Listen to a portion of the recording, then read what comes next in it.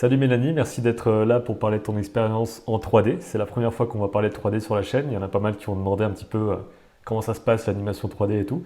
Je te remercie vraiment de venir partager ton expérience ici. Merci à toi surtout parce que effectivement je voyais que beaucoup mettaient des Ouais, commentaires en disant et la 3D, et la 3D, et la 3D. j'ai côtoyé un peu le milieu pro en termes de 2D avec les différentes expériences que j'ai eues. Mais pour la 3D, j'ai vu que de loin, que les making-of, que mes petits trucs à moi en autodidacte il y a Ouais, quelques années. Donc comment est-ce que tu as fait pour arriver dans l'industrie de la 3D et qu'est-ce qui t'a motivé à faire de la 3D en général? ok.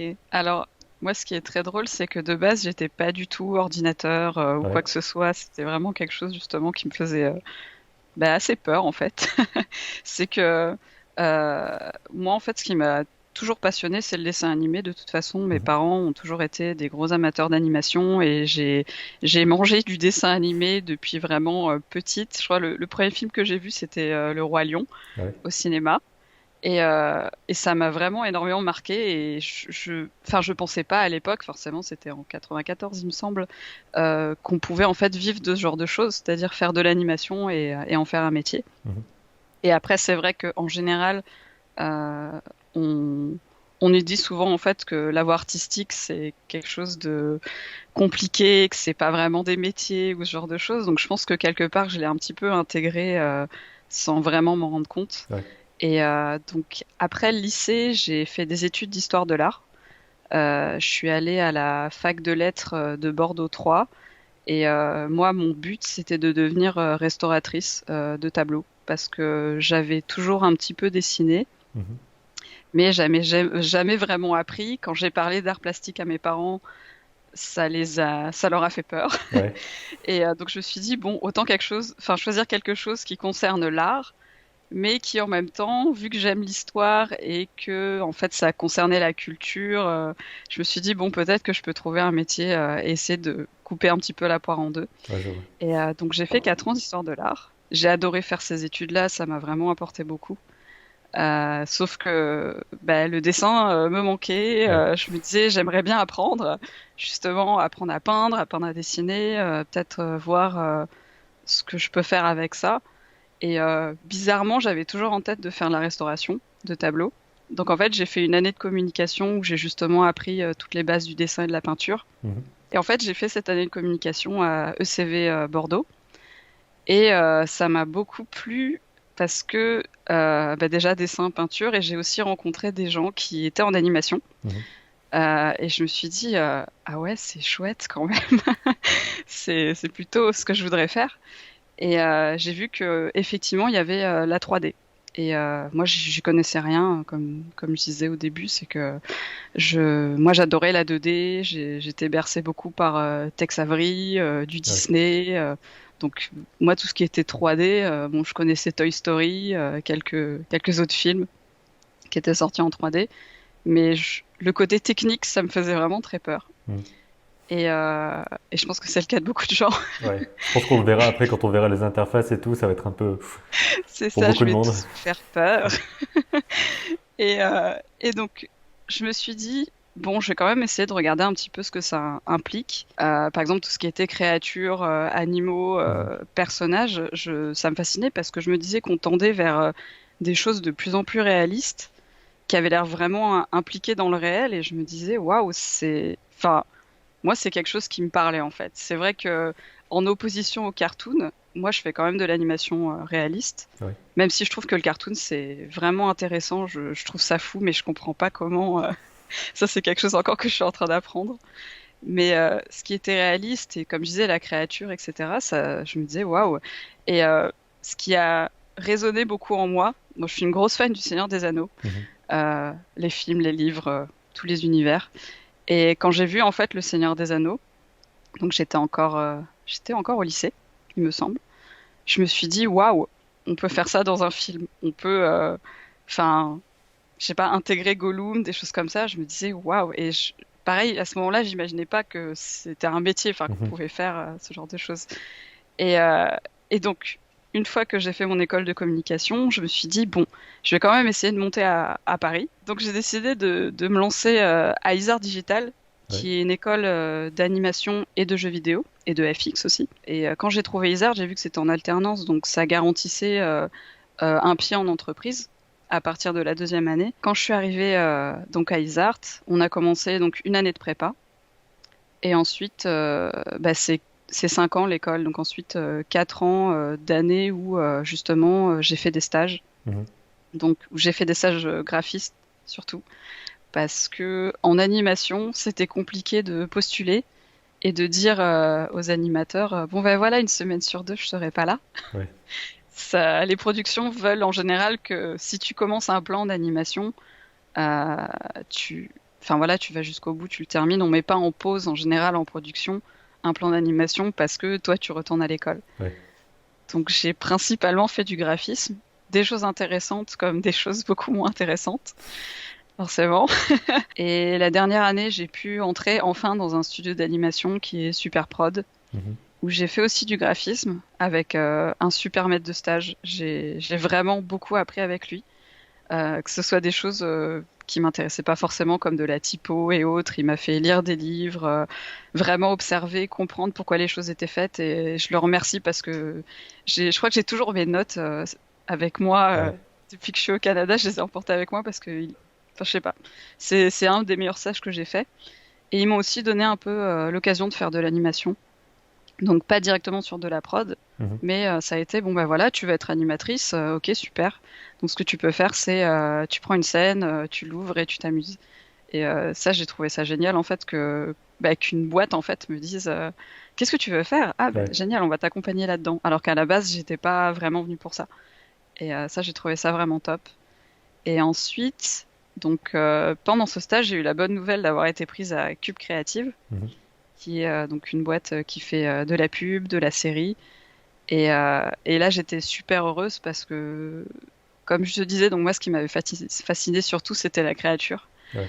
Et en fait, Cube avait ce projet qui s'appelle Athleticus de Nicolas Deveau, Je l'ai vu dans ta qui est en fait, démo avec les. Donc c'est avec les d'accord, animaux ok. sur la glace et tout ça là, ouais. C'était cool. Donc tu vois un petit peu Ouais. l'absurdité du projet, mais qui était vraiment, enfin c'était vraiment génial de travailler là-dessus parce que euh, c'est des animaux qui font les Jeux Olympiques. Et là, on était sur la saison 2 et c'était des animaux qui font les Jeux Olympiques d'hiver. Mhm.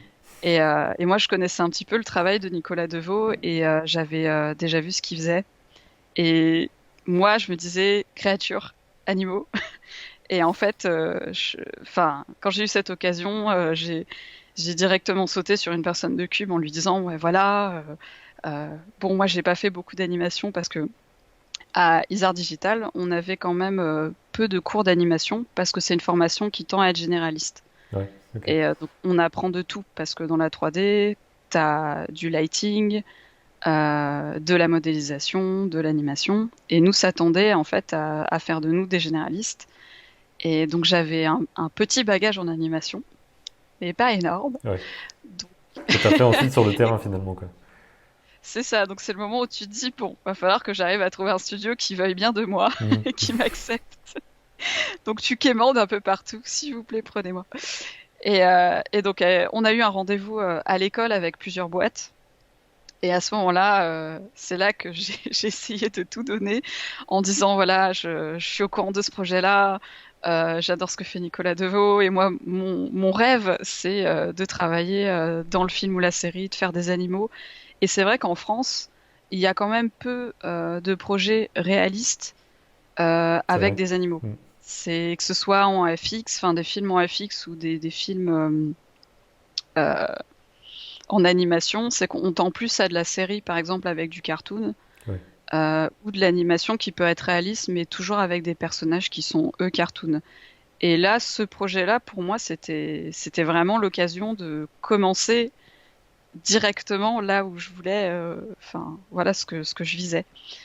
Et donc, à force voilà, de démontrer et d'insister que je voulais absolument être sur ce projet-là, donc ils ont fini par m'appeler pour faire un test. Test qui s'est révélé être pas trop concluant. Ouais. C'était quoi le test? Il fallait Et animer des créatures en particulier? oui, alors fallait animer un cheval.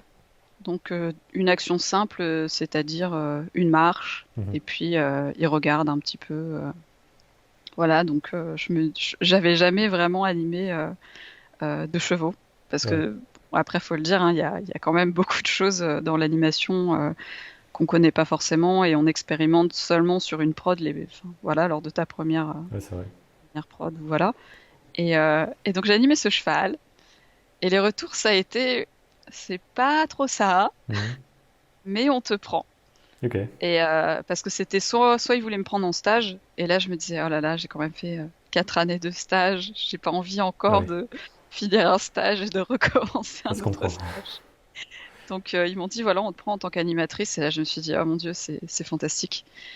Et donc je suis arrivée à Cube, voilà, en petit bébé de l'animation, en me disant, oh mon Dieu, Ça y est, il j'y va suis. falloir, c'est ça. Donc déjà j'y suis. Et en me disant, maintenant, va falloir enfin voilà, on est vraiment dedans. C'est vrai qu'à l'école, nous, en dernière année, en fait, on fait un film de fin d'études. Mhm. Et c'est vraiment à ce moment-là que j'ai mis les mains dans le cambouis pour faire de l'animation. On était une équipe de 7. Et c'est à ce moment-là, en fait, où tu décides de cibler, en fait, Mhm. une particularité de l'animation. Et moi, c'était animation, d'autres, c'était lighting, d'autres, ça a pu être le rig. Et sur le projet, ben, moi, j'ai fait un peu de modeling et d'animation. Et c'est là où vraiment j'ai mis les mains dedans, quoi. Ça a été Ouais. vraiment en dernière année où là, je me suis vraiment focalisée dessus. Et c'est vrai que te dire, voilà, j'ai commencé à faire de l'animation en mars, et tu te dis, on a fait 3 mois dessus, je crois, quelque chose comme ça. 3 mois parce que c'était vraiment très très short. En plus, avec l'alternance, en étant en stage, en étant sur ton film d'animation, Ouais. enfin, je pense que tu as déjà dû en parler avec certains. C'est l'année de ta vie où Mhm. tu te dis, oh mon Dieu, je vais mourir ici maintenant C'est ça. devant mon ordi ou mes feuilles selon l'animation que tu fais. Et enfin, vraiment, tu donnes vraiment tout. Et donc, nous, on a eu juste, oui, 3 mois, 4 mois d'animation, donc ce qui est relativement court sur l'ambition du projet qu'on avait. Mhm. Donc, j'arrive à Cube, je suis entourée d'animateurs incroyables. J'apprends énormément. Je pose toutes les questions bêtes que j'ai à poser Mhm. Ouais, il parce que faut. voilà, je considère que je suis là pour ça. Et j'essaie de prendre au maximum. Voilà, je deviens une éponge et je me dis animation. Voilà. Et, euh, et donc, je passe 5 mois sur le projet Athleticus. Euh, Tout se passe bien. Je revois maintenant certains de mes shots, je me dis, oh là là, Ouais, comme d'habitude. parce que c'est ça. On évolue tous, on se rend compte du chemin parcouru, plus on pratique forcément, plus Mhm. on se rend compte des erreurs qu'on fait. Et donc, pendant que je suis à Cube, j'ai des amis qui postulent, eux, à une boîte qui s'appelle MPC, Mhm. donc ici à Montréal, et qui sont pris. Et je me dis, mais attends, euh, quand j'étais à ECV, j'avais discuté avec un ami qui m'avait dit qu'au Canada, il y avait effectivement énormément de boîtes Pour les effets d'animation. spéciaux, ouais. C'est ça, effets spéciaux, même du film, ce qu'on appelle le feature animation, où c'est full 3D et comme des films type Pixar, Toy Mhm. Story, ce genre de Je choses. crois qu'il y a des sous-traitants des gros studios qui sont bon, au Canada ou ailleurs, mais j'avais entendu parler qu'il y avait une sorte de succursale de Disney qui s'occupait de faire les séries 3D dans une petite boîte qui était au Canada, justement. Qu'ils font pas tout au sein du studio en lui-même, quoi. C'est bien possible parce qu'en général, Disney, c'est un client. Mhm. Donc, il va démarcher d'autres studios pour, par exemple, faire du film ou de la série. Ouais. Ça arrive. Et la plupart des boîtes fonctionnent comme ça. C'est que les productions en interne, ça peut arriver. Mais souvent, c'est un client qui va démarcher un projet. Et ensuite, on va être des exécutants et livrer, en fait, Mhm. ce projet. En gros, ça se passe globalement comme ça, en Ouais. général. Ouais, j'avais entendu ça il y a des années, moi, quand il y avait eu Avatar. Je lisais des magazines avec des making-of de Avatar. Et donc, il y Ouais, avait des studios principaux aux États-Unis. Et il y avait un studio en particulier, je sais plus lequel, qui était à Londres et qui s'occupait ouais, que de faire la fumée, par exemple. Et je me c'est disais, ah ça. ouais, ça me semblait fou à l'époque, quoi. C'est ça. Mais c'est exactement ça. Et c'est comme, par exemple, pour les cinématiques. Tu as beaucoup de studios de jeux vidéo, en fait, qui demandent, en fait, à des studios qui sont spécialisés dedans Mhm. de faire des cinématiques de jeux. Ouais, ouais, Donc c'est vrai que souvent les gens le savent pas et se disent waouh, le nouveau trailer de Blizzard c'est ou ça. de je sais pas quel studio, il est incroyable et toi t'es là. Mais tu savais que c'était un studio français qui a fait ça? Donc il y a beaucoup de choses comme ça qui sont enfin qu'on soupçonne pas trop forcément quand on n'est pas dedans, on sait Mhm. pas trop comment les choses se passent. Et et donc justement, j'ai postulé à MPC en me disant donc qui fait du VFX en me disant de toute façon ils vont pas me prendre hein, parce que moi je suis je ne suis rien, je ne suis personne. Enfin voilà, enfin c'est fou à chaque fois comment à chaque fois qu'on fait une démarche, on se dit pourquoi moi? Pourquoi Ouais, est-ce c'est qu'ils me ça. prendraient? Pourquoi? Et enfin je trouve ça incroyable et je suis toujours là-dedans hein. Je suis toujours je suis toujours là-dedans. Et donc j'ai une réponse positive, donc je déménage euh, toute seule d'abord et ensuite mon compagnon est venu me rejoindre. Je déménage, j'arrive à Montréal. Euh, il fait chaud parce que c'est l'été, donc ça va. Parce que contrairement à ce qu'on peut croire, Montréal, l'été, c'est 40 degrés Ouais, et l'hiver, c'est moins quelque chose. Voilà. Là, d'ailleurs, la neige a fondu. C'est un peu bouillasse. Mais voilà, on commence à avoir la neige ici à Montréal. Donc oui, j'arrive. Et je commence en fait à MPC. Donc je travaille sur différents films. Je me forme un petit peu. Et je passe un an. Et les un an passés, alors avec la crise qui arrive du Covid, fantastique. Le problème, c'est que dans le VFX, on a besoin de faire des tournages parce que le VFX, c'est du live. Et ensuite, nous, on s'occupe de d'ajouter, enfin en 3D, on s'occupe d'ajouter les effets 3D, mhm. Donc, juste donc l'animation, le light. pour le petit côté définition, le VFX, c'est donc les visual effects, donc c'est les effets spéciaux, en gros les effets de fumée, de débris, les choses comme ça. Il y a souvent des mots C'est en ça. anglais que, éventuellement, je vais essayer de Oui, définir. Quand on dit lightning, c'est donc l'éclairage. Le rig, c'est c'est le ça. squelette en dessous des personnages. J'essaie des fois C'est de ça. vulgariser un peu le truc. Oui, oui, c'est vrai, désolé. Mais c'est vrai que quand on est C'est dedans normal, à ouais. chaque fois, mais il y a, justement, hier, je parlais à un ami et je lui disais, maintenant, je suis dans le feature. Avant, j'étais dans le VFX. Mhm. Il me fait, mais c'était pas l'animation, ta spécialité? T'as Ouais. commencé que là? Et je fais, ah oui, non, c'est vrai. Euh, c'est, en fait, le VFX, ça va comprendre tout ce qui est, effectivement, comme ce que tu disais, le live action avec de l'ajout d'effets spéciaux. Donc, on va avoir besoin de, qu'il y ait un film qui soit tourné, donc avec des vrais acteurs. Mhm. Et ensuite, en post-prod, on va rajouter les effets spéciaux, la 3D, etc. Et avec le Covid, eh ben, tous les tournages se sont arrêtés. Ouais. Et forcément, ben, nous, en VFX, en 3D, eh ben, on se dit, super, qu'est-ce que je vais faire de ma vie maintenant? Euh, Sauf que, effectivement, en feature, par exemple, qui comprend donc intégralement de la 3D, que ce soit les personnages, le décor, tout est fait from scratch. Donc À partir tout de au rien, début, quoi. c'est la boîte, voilà, elle-même qui va produire tout le film, qui va faire les assets de 3D, qui va faire les assets de personnages, qui va faire le rig. Donc là, par exemple, il n'y a pas besoin de tournage. Donc, euh, quand il y a eu cette crise, donc moi j'ai pu faire un an à MPC, donc passer le coronavirus et continuer à travailler. Quand j'ai arrêté de travailler, j'ai fait une formation en ligne Mhm. avec Animation Mentor, Je crois que qui j'ai reconnu les personnages dans la démo, mais je crois. oui, oui, oui, Ouais. parce que ils ont pareil leur propre rig, leur propre donc personnage, et je me suis dit bon bah je vais utiliser ce temps là à bon escient, enfin faire quelque chose d'utile et pour moi donc continuer à me former. Mhm. Et j'ai fait une formation créatures et animaux à Animation Mentor pendant 3 mois. Est-ce qu'il est Et accompagné de gens du métier, c'est ça? c'est ça, Tu peux leur parler, exact. tout ça, ils te font les corrections et tout. C'est ouais, c'est exactement ça. C'est qu'en fait, comme toi là en visio, Mhm. on a des exercices à faire chaque semaine. Et en fait, chaque semaine, on a un bilan avec une petite équipe où on va voir chaque animation, ce qu'on a fait. Et c'est vraiment incroyable parce que moi, ça m'a beaucoup aidé à avancer.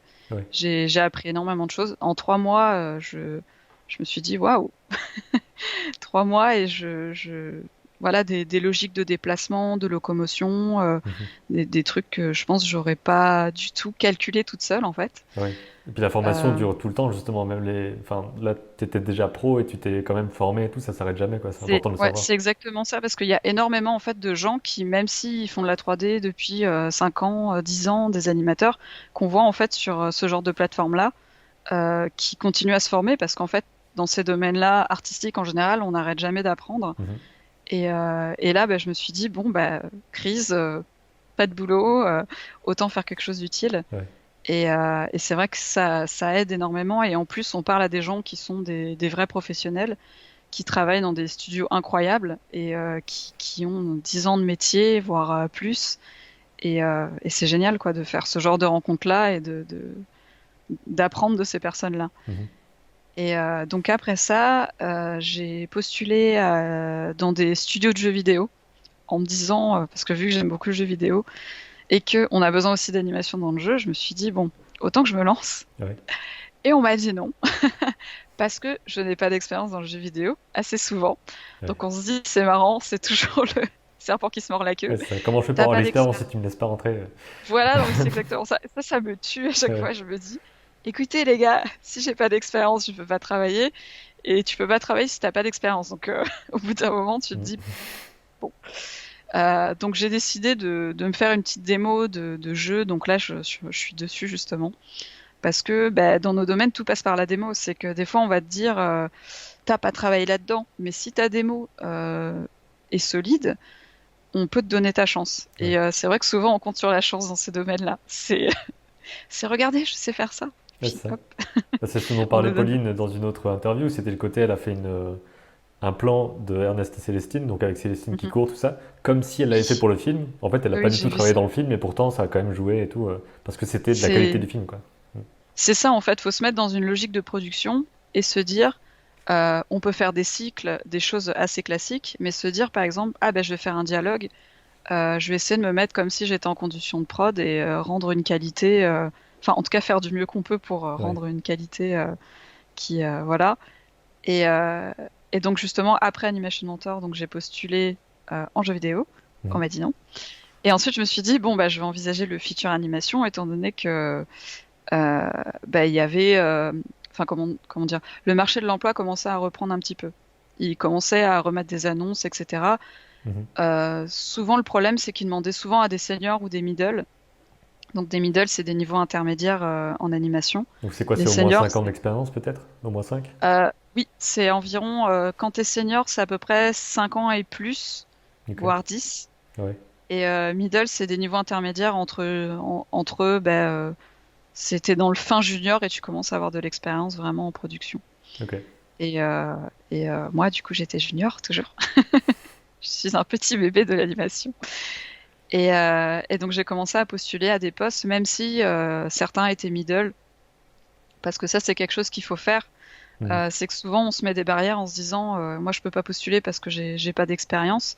Mais en fait peu importe, c'est que des fois il y a des annonces middle qui sortent et en tant que junior faut postuler parce que par exemple tu sais que s'ils cherchent des seniors et des middle, ils vont finir des fois par compléter les équipes avec des juniors en fait. Mhm. Ouais. Et du coup si t'es déjà dans la base de données, que t'as déjà montré ton intérêt pour un projet ou un studio, ils vont revenir vers toi en se disant ah ben justement on comptait faire une annonce junior mais t'es venu vers nous, ton nom est revenu, on a cherché un peu et si tu veux on te propose un poste.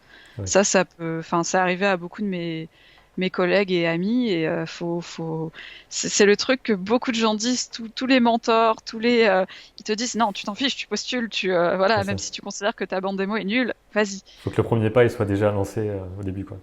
Exactement et de toute façon t'y perds rien du tout en fait. C'est que voilà, au pire, t'es dans leur base de données, ils connaissent ton nom, il y a rien de mal à ça, c'est Ouais. que faut se lancer. Puis tu leur enverras Et une meilleure démo dans un an, enfin voilà, quoi. exactement. Et puis après, voilà, c'est ça, c'est constamment travailler, montrer qu'on update certaines choses, qu'on s'améliore. Et justement, avec cette différence-là, ils peuvent voir que t'essaies de travailler, de Mhm. t'améliorer, etc. Et donc après, c'est refus en jeu vidéo. Donc j'ai postulé dans le feature. Et donc je me suis tournée vers différents studios parce qu'il y a quand même aussi des studios de feature ici à Montréal. Et j'ai été prise à Micros. Mhm. sur un projet dont je ne peux pas parler. Voilà le classique. Comme souvent, ouais. Et tu commences à être habitué. Et donc, ben là, voilà, je suis depuis un petit bébé du futur depuis un peu plus d'un mois maintenant. Ok. Et pareil, je découvre plein de choses, j'apprends plein de choses et c'est génial, quoi. Donc voilà, c'était un long résumé. Et surtout le fait d'être dans le futur, bah, ça me permet maintenant d'avoir un profil VFX et de dire, regardez aussi, j'ai travaillé dans le feature. Donc, ce qui va me permettre plus tard pour les studios, si par exemple je retravaille dans le feature, parce que j'ai eu aussi des revues dans le feature Mhm. qui me disaient, mais vous n'avez pas travaillé dans le feature. Je dis, oui, mais Attends, tu enfin diras voilà, si. c'est ça. Maintenant, je peux dire, oui, regardez mon CV. Et oui, donc c'est vraiment génial de se dire que donc maintenant il reste le jeu vidéo à compléter, Mhm. à cocher peut-être un jour. Mais oui, c'est vraiment génial. Je suis très contente du projet et de cette boîte aussi qui est Mhm. géniale, qui a une bonne ambiance. Et voilà. Ouais, c'est cool. Et avant de rentrer justement dans le côté visuel que tu nous montres des choses, juste sur le côté apprentissage, je voulais préciser que bah, justement, si tu apprends l'animation 3D, t'as pas besoin de tout faire le reste en fait. C'est un truc qu'on sait pas forcément. Oui, Mais en gros, tu peux récupérer des modèles déjà tout faits, parfois gratuits sur c'est Internet et ça. tout, pour faire les scènes. Il y a des rigs, donc des squelettes de personnages qui sont déjà disponibles. Donc on a juste à se concentrer sur le mouvement, faut pas avoir peur en disant mais je sais pas modéliser ou des trucs comme ça quoi. C'est pas C'est ça, obligatoire du exact. tout.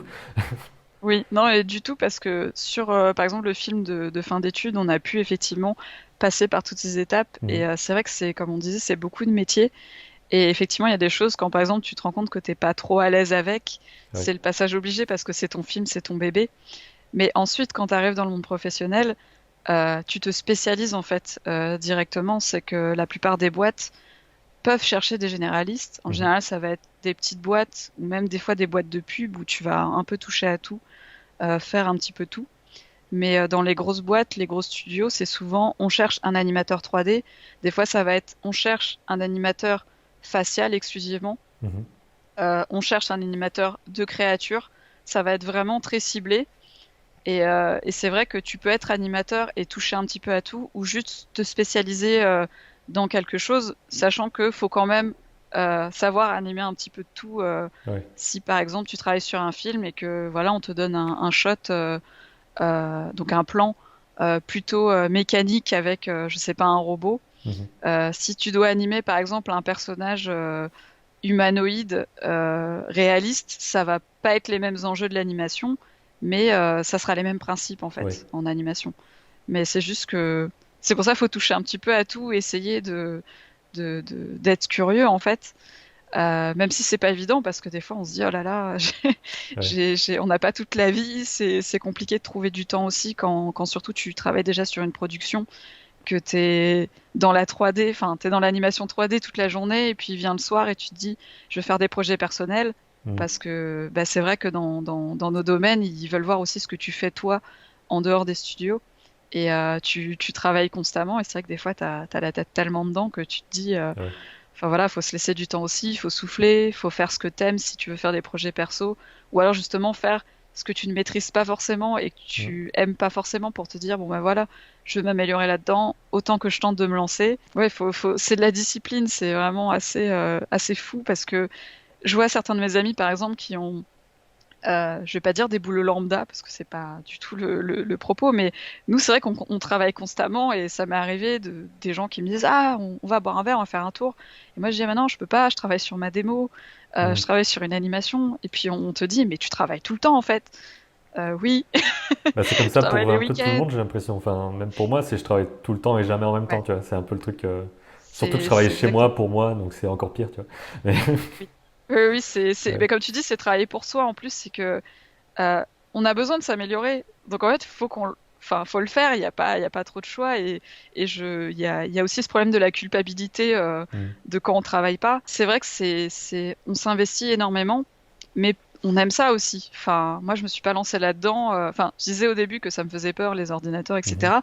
Mais c'est de l'apprentissage. C'est qu'après, on apprend à se servir d'un outil qu'on connaît pas forcément. Après, c'est des réflexes. Enfin, c'est de la logique de voilà, à force de pratiquer, on finit Ouais. par intégrer des choses. Et voilà, et maintenant j'ai un ordinateur, j'ai un casque de gamer, ouh, technologie, Transformation. Ouais. c'est ça. Et justement, Donc, au niveau du matériel, qu'est-ce que tu utilises? Parce que, bon, là, tu travailles depuis chez toi. Est-ce que tu as déjà travaillé dans un studio vraiment aussi en y étant? Quel genre d'outils tu as en termes de logiciel et de matériel? alors, j'ai pu travailler effectivement en télétravail avec soit du matériel fourni par ma boîte, soit mon ordinateur personnel. Mhm. J'ai un ordinateur qui envoie, enfin, quelque chose de gamer qui tienne bien la route, même Ouais. si en fait en animation, on n'a pas besoin de quelque chose de trop élaboré parce qu'en fait, on fait pas souvent de rendu. Mhm. Donc, c'est Le rendu, c'est... ouais, voilà, Oui, l'image finale, quoi, l'ordinateur qui calcule. c'est ça. J'essayais de le dire et puis j'ai failli dire, bah, le rendu, c'est quand ça rend le truc. Et je me suis dit, ça veut rien dire. Oui, non, mais c'est des termes, mais c'est hallucinant. Des fois, Ouais. j'essaie d'expliquer, je me rends compte que je suis incapable de le Comment on faire. explique le rendu, quoi? C'est l'ordinateur qui calcule les pixels finaux, je sais pas. Bah, en fait, ça va être tout le calcul de tout ce qui va y avoir dans ta scène, que ce soit la lumière, l'animation, pour oui, un résultat final. En Mhm. fait, c'est vrai que c'est Ouais. compliqué à expliquer. Mais en gros, par exemple, les gens qui font ce qu'on appelle du rendu, qui ont par exemple du poil, du fur sur leurs personnages et autres, va falloir un temps de rendu beaucoup plus long. Mhm. Nous, par exemple, sur notre projet de fin d'études, c'était des quadrupèdes avec du fur. On voulait un environnement réaliste, on voulait des textures réalistes. Ça, par exemple, ça met énormément de Ouais. temps à rendre. Alors que si tu prends quelque chose en animation qui est texturé un peu plus simplement, sans poil ni quoi que ce soit à rendre, ça va mettre un temps de calcul beaucoup moins long. Mhm. Et en animation, par exemple, ce que je montrerai tout à l'heure, on n'a pas forcément besoin en fait de tout rendre avec Ouais. des textures parfaites et autres, parce que nous, ce qui compte, c'est le mouvement. Et justement, des fois qu'on voit le modèle sans poil et autres, ça permet justement d'avoir une bonne lisibilité du mouvement et de pas voilà avoir à faire un rendu Ouais. Ouais. exceptionnel de 15 heures ou plus, mon Dieu. Donc en fait, nous, ce qu'on fait, c'est juste des playblasts. Ça va être des vidéos qu'on va faire de nos animations. Donc en fait, c'est un rendu, Mhm. mais c'est un petit rendu Ouais. euh, qui permet en fait de livrer une animation assez rapidement pour justement qu'on puisse la voir, que ensuite, par exemple, à ton studio ou toi, tu puisses bah, critiquer, faire des retours, qu'on voit ce qu'il y a à améliorer, à Mhm. changer. Voilà. Ok. Et en termes de logiciel, qu'est-ce que tu as été amené à utiliser dans les studios et chez toi? Alors à l'école, on a commencé sur Maya Mhm. en animation, qui est, je pense, le plus utilisé en production, Je en tout pense, cas ouais. ouais, dans le film et dans l'animation. Et ensuite, alors quand je suis arrivée à Cube, c'était 3ds Max. Mhm. Donc je connaissais pas du tout et je me suis dit, oh mon Dieu, je vais arriver là-dedans et je vais être perdue. Mais en fait, il faut savoir que les principes d'animation sont les mêmes, Ouais. comme tu as pu le dire toi, que ce soit en 2D, en 3D, de toute façon, on fait plus ou moins la même chose, mais c'est les mêmes principes en fait. Et le soft change, donc c'est surtout les raccourcis à réapprendre Mhm. Des petits quand tu as trucs des d'interface habitudes ou quoi, mais aussi. voilà quoi. Ouais. C'est ça, hein. C'est juste une question d'interface. C'est comme tous les logiciels, des fois on peut changer, être perdu. Et en fait, après, ça va juste être une question bah, de s'y mettre, de Mhm. creuser dedans et de voir comment on fait. Donc, sinon, ouais, moi, je suis plutôt sur Maya. Ouais. Après, il existe des logiciels aussi comme Blender, par exemple, qui servent aussi pour tout en 3D, mais qui sont gratuits. Mhm. Blender, du coup, c'est accessible. Donc, par exemple, ceux qui veulent se lancer en animation, mais qui veulent pas forcément payer des sommes trop, voilà, il y a des logiciels gratuits. Et Il y a qui aussi sont très d'autres très softs qui puissants sont. aussi. Ouais. C'est ça. Et ouais, qui ont des résultats C'est assez. pas des trucs au rabais, quoi. C'est ça, Non, non, du c'est de tout. plus en plus utilisé en prod aussi, de ce que j'entends, C'est vrai, Blender. oui. Mhm. Exact. Blender, il y a beaucoup. Enfin, quand j'étais à Paris, effectivement, il y avait beaucoup de gens qui travaillaient dans des studios qui me disaient, bah, là, on change, on passe sur Blender. Mhm.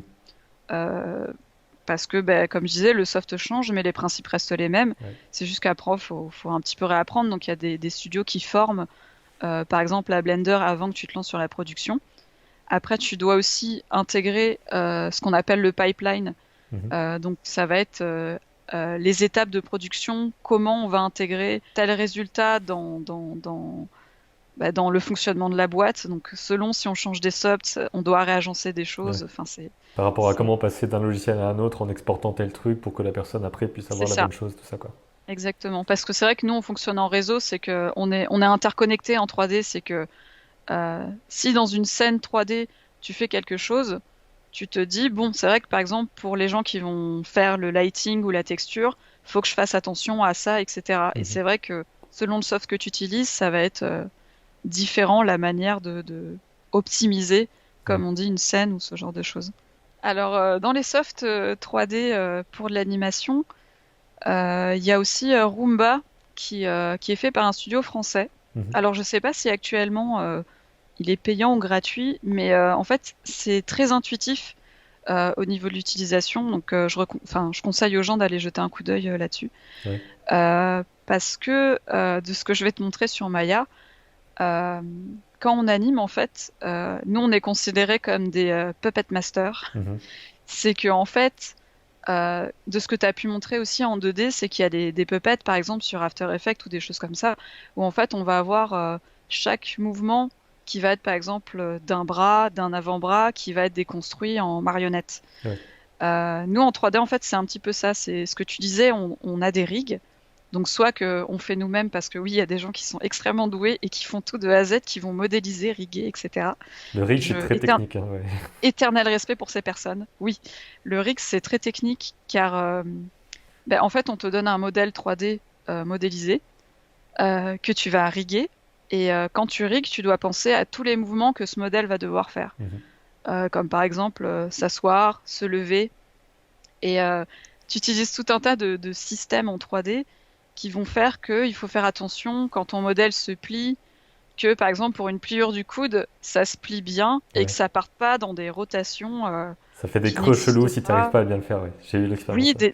des fois ça arrive sur des prods, on a un rig et on se dit genre très bien, il y a des problèmes. Donc c'est vrai que souvent les animateurs, en tout cas en 3D, on passe pour des princesses, on les appelle les princesses parce Mhm. que pour nous il faut qu'un rig soit vraiment optimal pour qu'on puisse faire le maximum de choses possibles.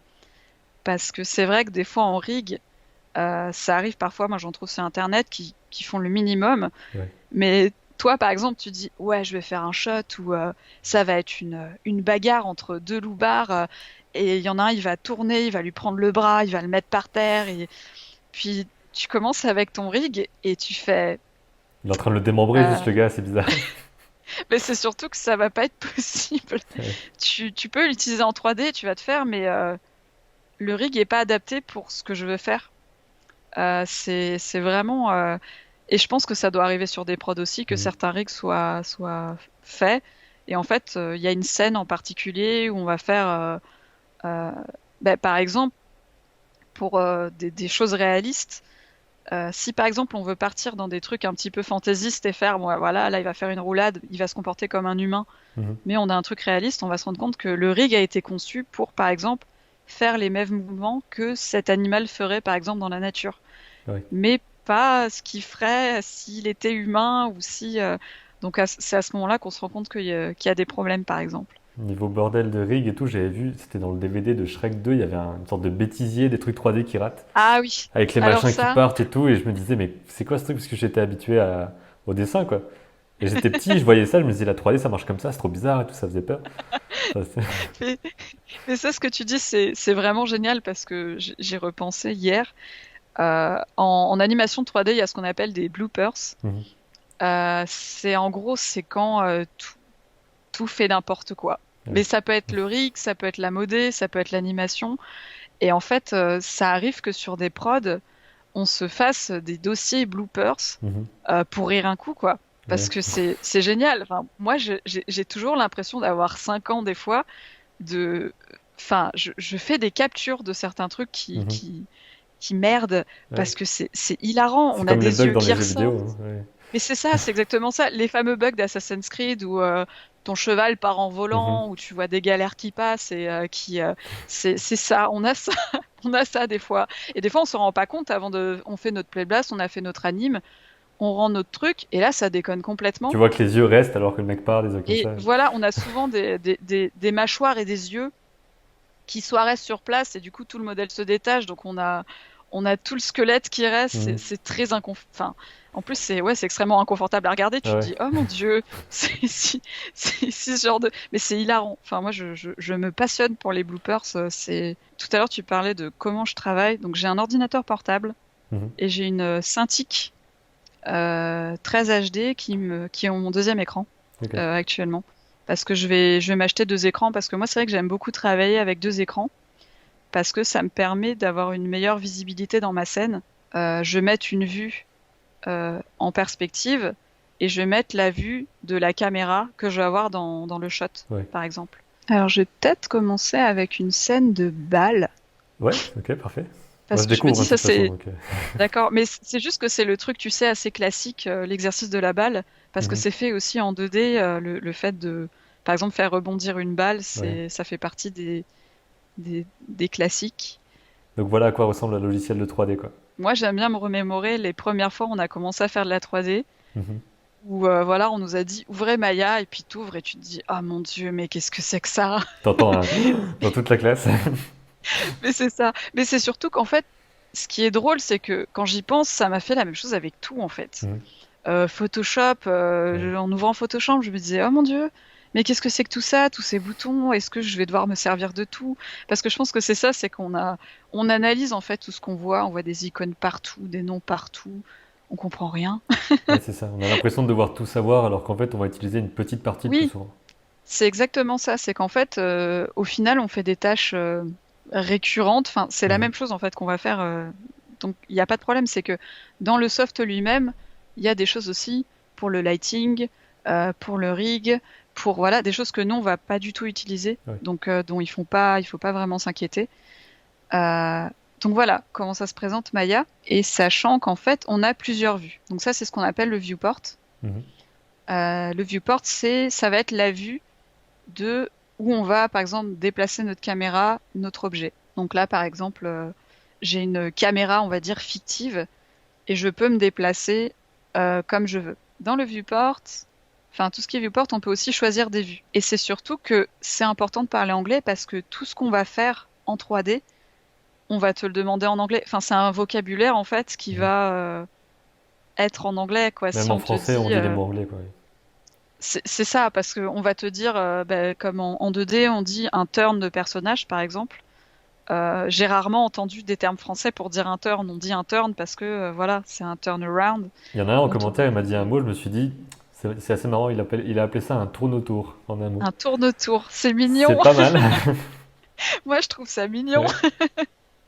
C'est, non, mais c'est vrai que c'est vraiment très important parce que, on va te dire, bon, bah, dans le panel, t'ouvres ton rig Mhm. et tu vas, enfin, ça va être des termes, si tu l'intègres pas, c'est, voilà, mais après, comme je dis, dans la pratique, tu finis par l'intégrer, Ouais. t'appuies toujours sur les mêmes boutons, tu te sers toujours de la même chose. Effectivement, dans Maya, il y a ce qu'on a vu, appelle les vues orthographiques, ça va être, la vue de front, de côté, etc. En fait, faut s'imaginer que ta scène Maya, c'est une sorte de cube. Tu poses quelque chose au centre et tu vas pouvoir faire le tour en 3D, quoi. C'est juste, Mhm. c'est une différente vue. Et ça, c'est un Et truc donc voilà, important justement dans la 3D, c'est que tout existe tout le temps en fait. Alors qu'en 2D, on dessine seulement les choses. Et là, c'est enfin en ça. 2D, si on veut voir le personnage de dos finalement, c'est mort quoi, il faut le refaire. Alors Ouais, qu'il existe dans tous les cas faut quoi. le redessiner, c'est ça. En gros, ce qui est très drôle en 3D, c'est qu'il faut quand même penser à la silhouette. Mhm. C'est que ça, c'est un truc très important qu'on nous dit, que ce soit en 2D ou 3D.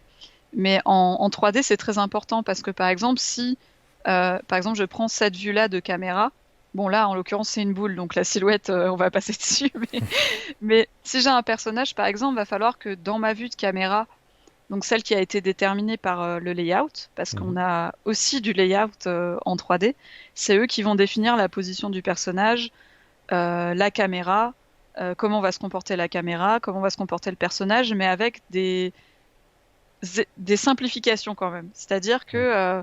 le personnage va se déplacer et le layout va faire juste glisser le personnage. Bon, ça, c'est un truc qui te fait vraiment énormément marrer, comme les Mhm. bloopers au début.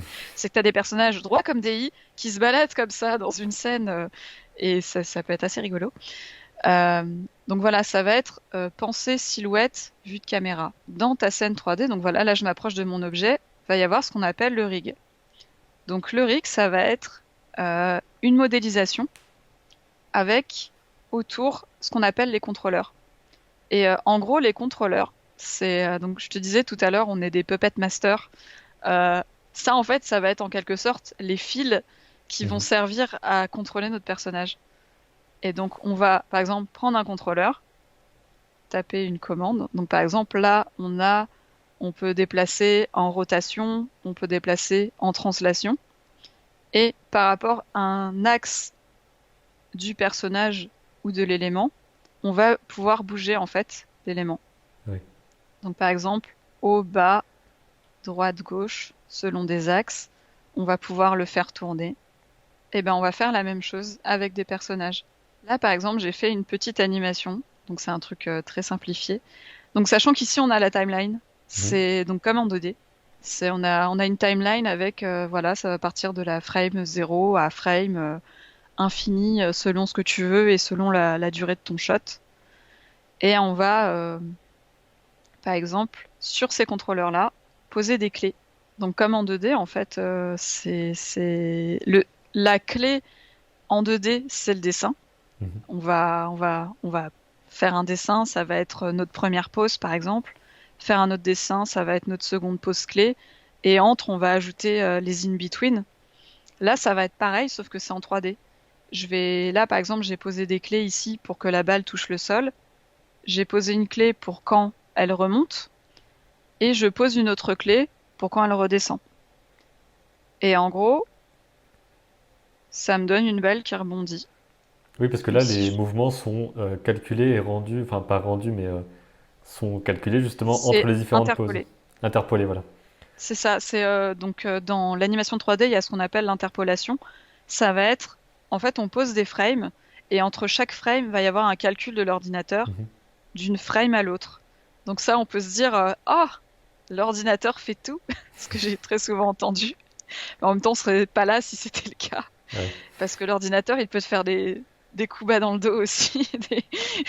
Mais ce que je veux dire, c'est qu'en fait, oui, lui, il va calculer, en gros, cette image, ce qui vient, ce qui vient, ce qui vient, jusqu'à ton image clé, en fait. Et ça Mhm. va être le calcul du mouvement, jusqu'à ce que toi, tu poses tes clés et que tu décides ce que ton personnage ou ton élément fait.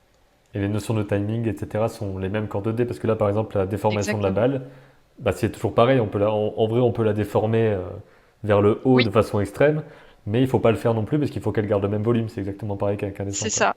C'est que là, par exemple, bon, après, je l'ai fait rapidement, ne me jugez pas. Mais par exemple, là, j'avais mis un squash. Il y a donc ce qu'on appelle en animation le stretch and squash, Mhm. qui est beaucoup utilisé en cartoon, un peu moins en animation réaliste, sauf pour des animaux très flexibles, comme par exemple les chats qui s'étirent. Mais Ouais. on doit, comme tu dis, garder le même volume. Et par exemple, là, j'ai un contrôleur sur cette balle-là qui me permet de squasher, stretcher ma balle, en fait. Ma Et donc, balle, pardon. il va. Si on commence à dire même pour balle, Parlons en anglais, c'est ouais, parti. c'est ça. Donc là, ça veut dire que ton rig est fait exprès pour que tu puisses pas l'étirer trop, c'est ça? Alors, non. Parce D'accord. qu'en fait, comment dire, en fait, ça dépend les limites que le rigueur a fixées Ok. à son rig.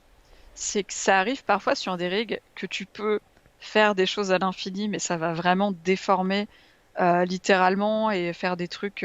Par exemple, là, je peux l'étirer, mais là, il y a une limite, par exemple. Oui. Le rigueur a défini une limite. Là, je peux pas aller plus loin. Mais ça peut arriver sur certains rigs que tu prends un rig, tu l'étires, tu peux l'étirer autant que tu le veux. Mais disons que c'est pas le but, sinon ça n'a Ouais. pas de sens. Donc là, c'est une aide quelque Mais part qui est ça, quoi. ouais, c'est ça. C'est vraiment vaut mieux. Enfin, en général, les rigueurs laissent des limites parce que pour pas déformer le modèle non plus à outrance. Ouais. Après, ça peut justement être une volonté du rigueur. Il y a des animations, par exemple, des fois où tu as vraiment une déformation complètement irréaliste, mais comme ce qu'on peut faire en 2D, en fait, c'est que des fois, tu vois des déformations en 2D qui tu te dis, oula, dans la vraie vie, ça Hmm. n'existe pas. Pour les yeux, voilà, pour donner une impression, par exemple, de vitesse ou des choses comme ça. En 3D, c'est possible aussi. Ouais. Mais ça dépendra de la production, en fait. Ce qu'on veut et l'identité, en fait, de la prod et de l'animation. Et par exemple aussi, là, je peux pas faire de rotation. sur ce contrôleur-là parce que ce contrôleur-là est uniquement dédié au squash et au stretch. Donc Uniquement. à l'étirement, à la compression, à la déformation globalement, quoi. Ok. Et C'est ça. l'autre Alors permet que de changer la position.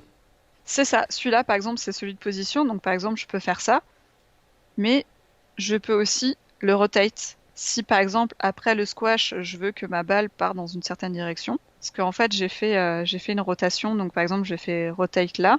On voit que les contrôleurs suivent un axe, en fait. Donc là, je fais rotate. Je vais faire, par exemple, un translate et ça va prendre l'axe de rotation. Ouais. Voilà. Donc ça, par exemple, en 3D, c'est très important, les axes. Parce que c'est de la 3D. Mhm. Ça peut paraître logique comme ça, c'est vrai, mais en fait, ça fait partie des fondamentaux, quoi. C'est vrai C'est parce que vraiment, s'il part en profondeur alors qu'il devait pas le faire, il va se retrouver loin de la caméra. c'est Enfin, ça va ça. être. Ou comme ce que je disais dans le VFX, t'as des fois des choses qui sont filmées et on va intégrer un personnage en 3D Mhm. et on fait ce qu'on appelle le match move. C'est que le match move, c'est en gros créer une scène en 3D et intégrer un personnage selon la perspective des acteurs, du décor, etc. Ouais. pour que il y ait une interaction, par exemple, avec ce personnage. C'est pas qu'il y ait, enfin, comment dire, ton acteur est là et ton personnage en 3D est là-bas. Mhm. Ça aurait pas de sens. Donc en général, il y a des personnes dont c'est le métier qui s'occupent en fait de mettre les personnages proches des acteurs. Enfin, que en gros, ça donne l'illusion Ouais. que ces personnages 3D sont avec les acteurs. Et ça, c'est vrai que dans le VFX, il y a énormément ça. Et en général, voilà, ce sont des gens qui s'occupent de faire le match move, mais ça peut être pour des objets. Par exemple, si un personnage prend un objet en 3D, va y avoir du match move avec un modèle 3D de ce personnage-là qui va prendre un objet physique Mhm. en 3D. Et en fait, on va devoir faire correspondre le personnage en 3D dans ses mouvements quand il va saisir l'objet pour bien caler cet objet-là Ouais. Ouais, lors ouais. de la prise en main.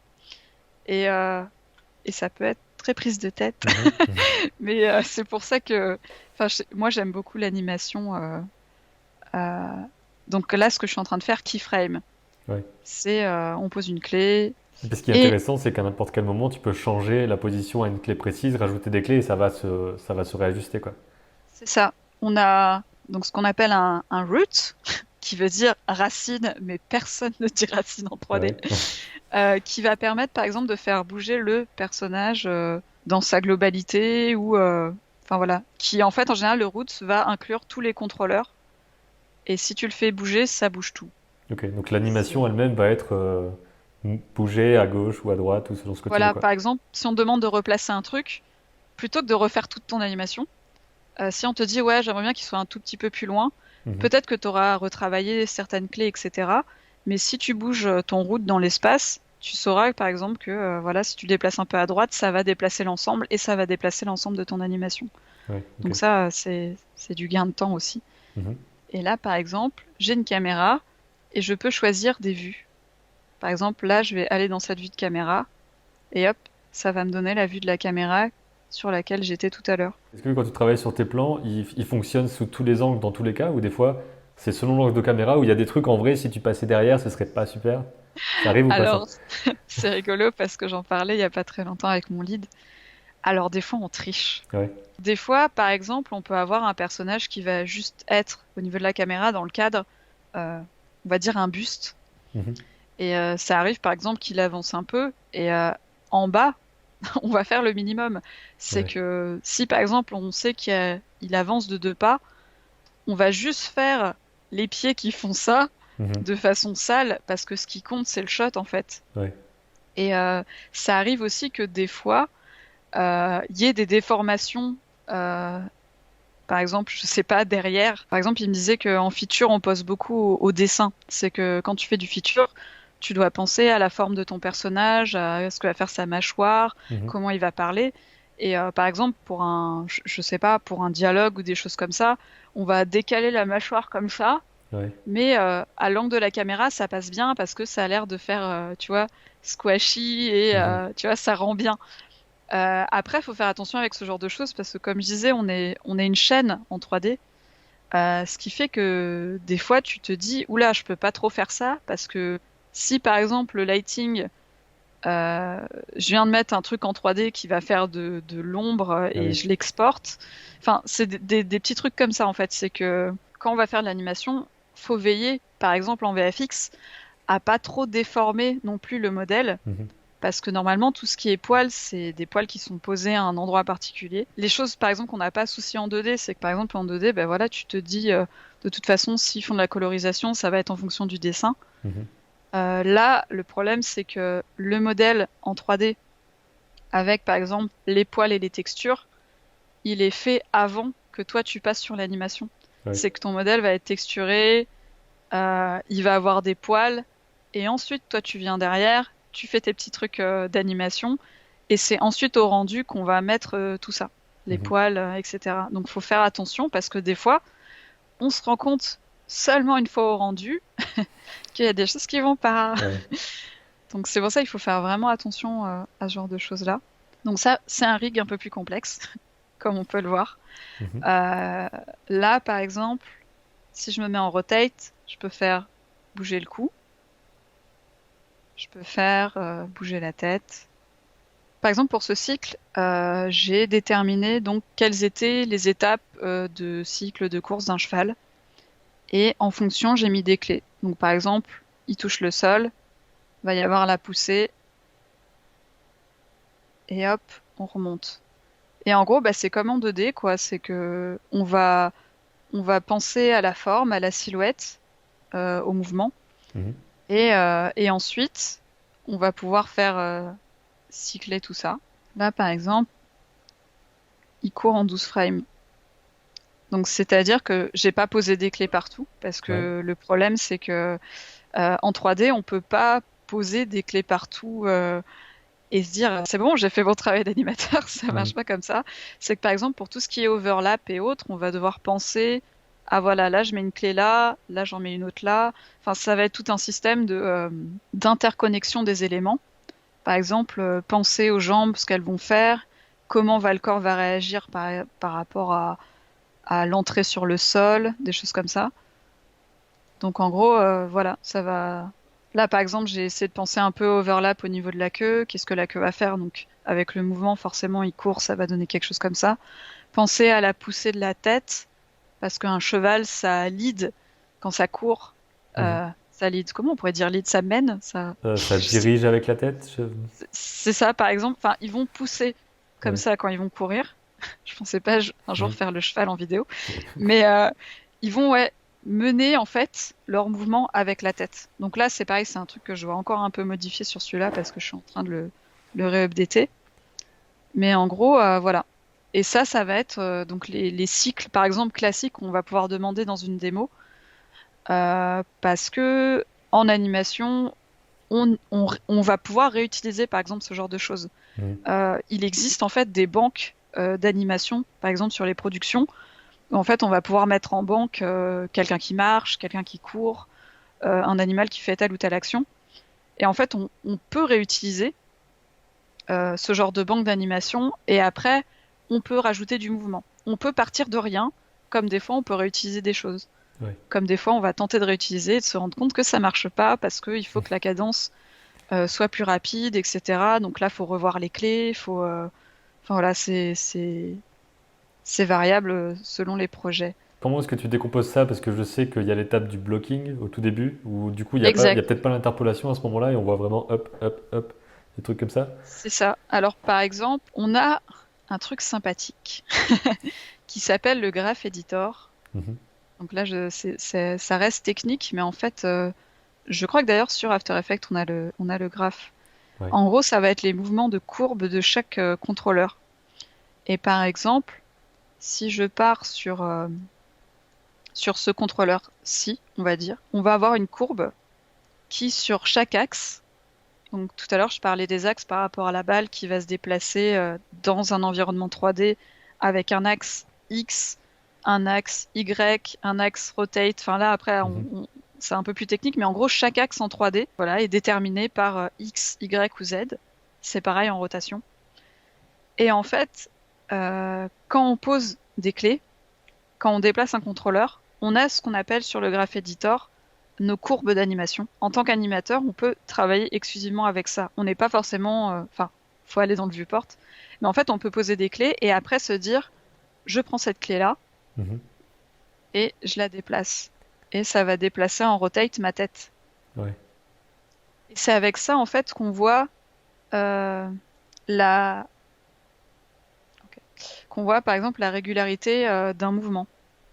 Là, par exemple, si je pose une clé, on va dire ici, et que voilà, je la monte, dans mon animation, ça va influer en fait sur le mouvement. Mhm. Voilà, chaque clé en fait va influencer le mouvement. Par exemple, là, j'ai ma première clé, j'ai une clé ici intermédiaire. Ce que Mhm. je vais pouvoir faire, c'est sélectionner et me dire, ah ben là, je veux que ça fasse un mouvement linéaire. Par exemple, là, ça va partir tout droit, donc ça Ouais. va être rapide. En gros, ça va être une clé à l'autre, rapide.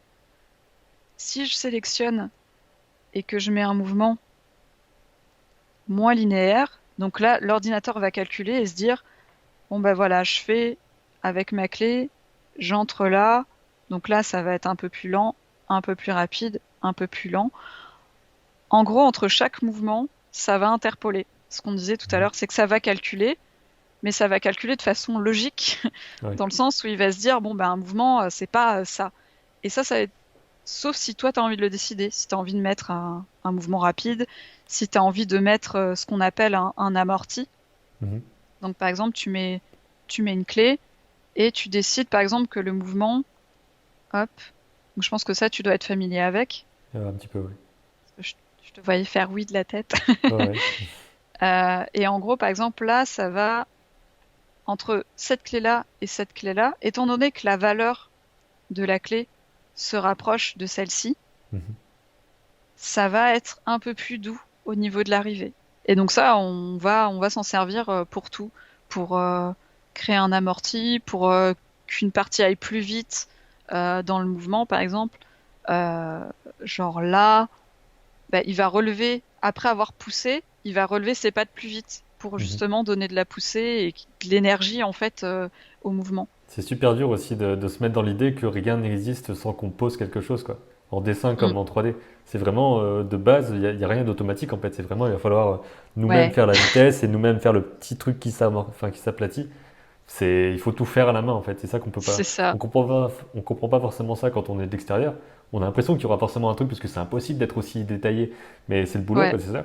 Mais non, mais c'est surtout que les animateurs, moi, ce qui me fait beaucoup rire, c'est qu'on est beaucoup dans le détail, on est beaucoup. Enfin, je Mhm. sais que, en tout cas en 3D, quand je parlais à des collègues en disant ouais, moi, je suis animatrice, on passe pour les fous de la profession parce que on est ceux qui, enfin, moi, je vais au parc pour regarder les chiens, pour voir comment un chien se déplace. Ouais. Je dois passer pour une grosse stalkeuse très bizarre, mais j'adore. Euh, regarder, observer les gens dans la rue. Et c'est pour ça qu'aller au parc à chiens, moi, ça me fascine parce que t'as des tailles et des différentes.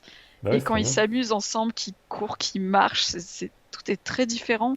Et c'est pour ça que, bah, par exemple, quand tu fais un cycle ou des choses comme ça, que tu choisis un modèle, faut aussi faire l'animation en fonction de d'une référence. Par Mhm. exemple, tu choisis un chat, tu sais qu'un chat, ça va pas se déplacer comme un chien. J'ai toute une base de données de référence, par exemple, Mhm. où je regarde comment se déplace un chien, comment se déplace un loup. On part aussi de la référence, où on peut rester complètement dans la ref. Il y a Mhm. aussi ça, c'est qu'après, faut se laisser des libertés quand même. On est quand même des créatifs. Tant qu'un mouvement, des fois, est crédible, on peut se permettre toutes les, enfin, des Ouais, c'est possibilités. sûr. Il faut pas se fermer non plus à avoir un peu des petites particularités qui vont aussi donner la personnalité du personnage parce que même C'est dans ça. des animations réalistes, enfin, le personnage il a quand même des intentions et tout, donc il y a tout Mm. ce truc-là, quoi. Exactement. En fait, faut pas penser à ce que va faire le personnage, on va dire, mécaniquement parlant. Mhm. En fait, c'est important la mécanique, mais en fait, faut penser psychologie du personnage. Qu'est-ce que fait mon personnage? Pourquoi il le fait? Qu'est-ce qu'il ressent à ce moment-là? Ce genre de choses, en fait. Enfin, c'est du storytelling, en fait. Faut vraiment Mhm. se mettre dedans. Quand on te donne un shot, se dire, alors ok, certes, par exemple, j'ai un truc réaliste. Ok, il va se comporter comme ça, mais il va y avoir une nuance parce que il est dans tel état d'esprit à ce moment-là, dans telle Ouais. action, en fait. et pas juste penser mécanique, genre ah ben il va marcher, alors du coup il va marcher. Non, il Mm. n'y a pas ça, c'est il va marcher, mais comment il sent? Est-ce qu'il est triste? Est-ce qu'il a passé une bonne journée? Est-ce que je sais pas, et plein d'autres ajouts comme ça. Et Ouais. c'est vrai que par exemple là j'ai fait une animation de loup qui chasse un poisson. Mhm. Mon but c'était euh, choisir quelque chose où la créature se comporte. Et là, clairement, c'est dans l'action. Voilà, il a vu quelque chose. Il faut qu'il aille à cette chose-là parce que c'est un comportement de prédateur. Là, j'ai choisi prédateur parce que j'avais jamais rien fait comme ça où voilà, on se focus, on va chasser un truc. Et, euh, et là, en gros, c'est ça. Alors là, voilà, il observe un petit peu. Ah, machin. Ah, il se déplace un petit peu. Le poisson. Voilà, faut que je l'aie, mais faut que je l'aie, mais que je sois quand même assez discret euh, dans ma prédation. Et ensuite, hop, c'est parti, loupé, et je réussis. Puis on voit par Et donc, exemple quand il le loupe, il y a un petit mouvement de tête qui va sur le côté parce qu'on sent la conséquence en fait, le truc de ah merde, je l'ai pas eu quoi. ouais, ah ben non, la proie est là en fait. Et c'est vrai que en termes de déplacement, dans l'action tu décomposes, ça va être, alors, il observe, il a vu le poisson, ok, il prend la décision de poursuivre le poisson, et plein d'étapes comme ça. Il Ouais. y va, il se loupe, il regarde, et tu fais tes réactions comme ça en fonction de, comme en 2D en fait, où tu vas décider avec tes poses clés quelles seront les actions principales. Et il y a toujours cette affaire de couche par couche, des détails. Par exemple, tu mets pas tout au départ, quoi. C'est vraiment les poses principales. Exactement. Et ensuite, il y aura les petits mouvements de tête, des choses comme ça. C'est ça. On va commencer par exemple à poser les clés. Donc là, je vais hop, montrer par exemple ce rig de loup et Mhm. le rig du poisson où j'ai fait une légère animation parce que mon but c'était quand même de me focaliser sur le loup. Ouais. Ou par exemple, tu vas avoir un contrôleur pour le bassin, Mhm. un contrôleur pour euh, le chest. Buste, Le... j'imagine. Oui, merci. Waouh, c'est triste si j'en perds Je mon suis français. interprète aussi. C'est ça. On mettra des sous-titres C'est ça. si je me perds dans certains trucs. Et donc la tête, par exemple, et les pattes. Ça, par exemple, ça va être les contrôleurs les plus importants parce qu'en fait, c'est en animation ce qui fait bouger un corps, quoi. C'est qu'on se sert de nos pieds, forcément, si on marche. On sert de nos pieds, on sert de notre bassin pour, par exemple, voilà, quand on se déplace. Je fais la petite marche de loup-bar là. Mhm. T'as le bassin, voilà, qui se déplace, qui est une partie essentielle, voilà, dans le déplacement. Que ce soit pour un bipède comme un quadrupède. Et après, effectivement, t'as la région du buste, des épaules, qui vont suivre un mouvement. Et puis forcément, les quadrupèdes, voilà, eux, ça va être sur leurs quatre pattes. Donc en fait, faut penser à comment le bassin va se déplacer, comment les pattes vont toucher le sol, Ouais. comment ça se passe. Là, on doit penser, par exemple, à la poussée, parce que voilà, les pattes vont pousser à ce moment-là pour arriver vers le poisson. Mais voilà, en gros, dans ma perce, je vais avoir, donc j'ai mis un décor. Ah, il y a des ersatz de loup ici. J'ai mis un décor, donc j'ai mes contrôleurs, j'ai mis mon poisson, et donc là, par exemple, je peux regarder mon animation, peu importe les vues. Ouais. Donc en fait, ce qui est bien, c'est justement de tourner autour du modèle pour voir si on n'a pas loupé quelque chose, que ce soit en termes mécaniques, en termes d'acting, en termes de modélisation, parce que des fois, c'est vrai que ça arrive beaucoup. Certains animateurs, par exemple, animent au niveau de leur caméra, Mhm. puis t'es très content de ce que t'as fait, voilà. Puis après, tu vas dans ta vue perspective et genre, ah mon Dieu! En fait, par exemple, je sais pas, cette patte, elle va être comme ça. Ouais. C'est justement la question que je voulais poser après, c'est en termes de temps, de délai, comment est-ce que tu travailles? Comment est-ce que tu décomposes ça? Est-ce que tu as une petite référence de souvent un plan c'est tant de temps, tu vois, des petites choses comme ça pour qu'on sache un petit peu. Alors, globalement, il n'y a pas vraiment de temps imposé sur un plan. C'est juste que, par exemple, ça va varier sur forcément les productions. Mhm. Enfin, je parle en production, mais par exemple, moi, pour mes shots personnels, souvent, j'essaie de me mettre une deadline Ouais, que je ne respecte jamais. S'imposer une discipline et des deadlines, c'est important. Se dire, par exemple, je me donne 3 jours pour un blocking. Mais en fait, ça va dépendre du shot, ça va dépendre de la longueur. ouais. Ça va dépendre de combien de personnages t'as dedans. Par exemple, sur le court-métrage qu'on a fait en fin d'études, j'ai pu avoir jusqu'à 20 personnages à animer keyframe chacun dans une séquence relativement longue, moyenne.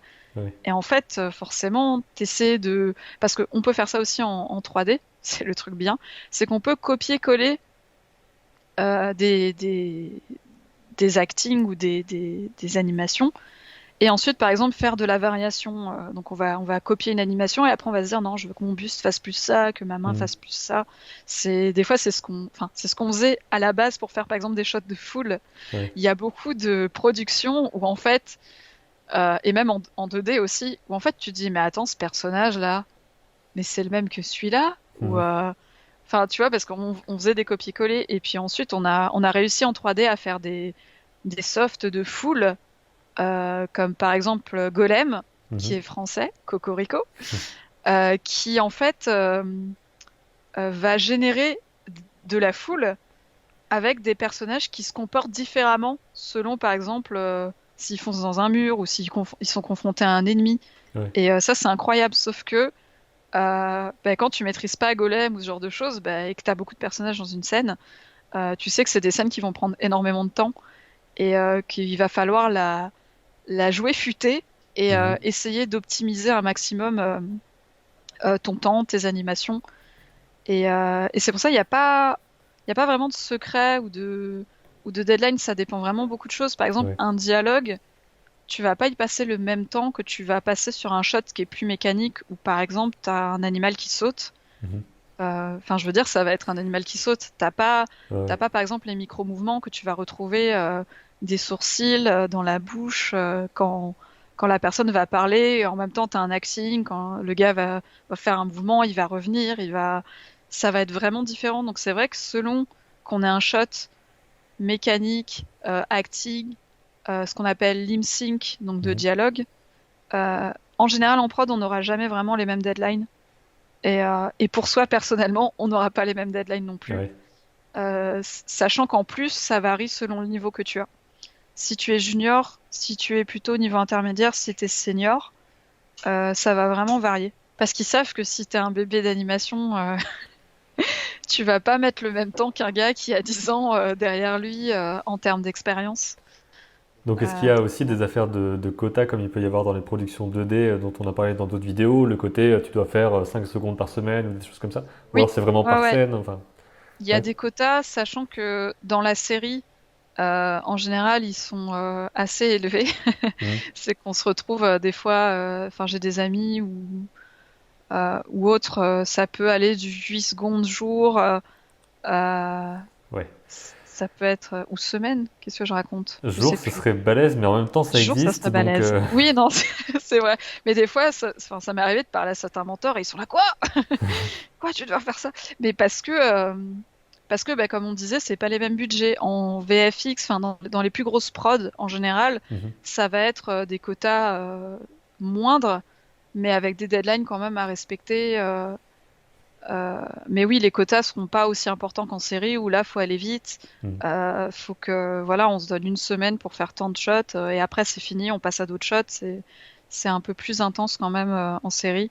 Ouais. Après, selon les prods, si on est en fin de production, au début de la production, ça sera forcément des fois pas le même rythme parce qu'on a quand même des deadlines imposées. On va nous dire, bon, voilà, à telle date, on doit rendre le film. Mhm. Et à telle date, eh ben, il faut rendre le film. Ouais. Parce que sinon, à partir du moment où tu dépasses le deadline, la production perd de l'argent. Parce que voilà, on avait promis une date fixe à un client. Et faut que nous, en tant qu'animateurs, que les lighters, que les modelers, que les riggers, respectent aussi ces délais-là pour que tout se passe bien, quoi. Ouais. Et en termes de travail, pour clôturer du coup sur ce métier d'animatrice 3D, comment est-ce que ça s'organise en termes de temps de travail, en fait, par exemple journalier ou de semaine? Est-ce que c'est des grosses doses de travail? Est-ce que quand tu es en freelance, par exemple, je sais pas si tu l'as fait, mais quand tu es en tout cas en télétravail, comment ça se passe? Est-ce que le temps, c'est difficile à le gérer, à pas trop travailler, ce genre de choses? Alors, le freelance, j'ai jamais tenté, mais c'est quelque chose pour lequel j'aimerais bien me projeter, voir Mhm. un petit peu ce que ça donne, parce que c'est vrai qu'être en télétravail, moi, ça me dérange pas vraiment. T'es chez toi, bon, ça prive des interactions sociales justement avec les autres animateurs, Ouais. comme je disais, qui t'aident beaucoup pour tes plans, parce que c'est vrai que nous, on a besoin effectivement de mimer, Mhm. donc, enfin, moi, ça me manque un peu de plus être avec mes collègues où on dit non, mais tu devrais faire ça comme ça et Ouais. tout. Enfin, notre Tu peux bureau, faire le c'est toujours lynx, un s'il te peu. plaît? Mais, oui, mais tu rigoles, mais oui, moi je me suis retrouvée à faire le chien sur certaines vidéos parce que j'avais besoin de références. On a des trucs comme ça, on a des dossiers, voilà, tu peux tellement faire chanter les gens après avec ça. C'est ça, il suffit de Euh, hacker hacker les studios d'anime, tu vas tomber sur tous les trucs que les gens veulent pas que. Ah oui, non, mais ça peut être, c'est énervant. Enfin, moi je trouve ça vraiment drôle de voir comment on s'implique physiquement aussi Ouais. là-dedans, parce que c'est mental. Comme tu dis, c'est comment on gère son temps. Moi, je sais que enfin, actuellement, je suis en prod.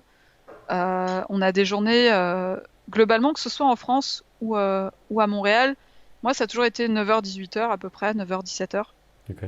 Et donc, avec une pause, 1 heure de déjeuner pour la plupart des fois où j'ai travaillé.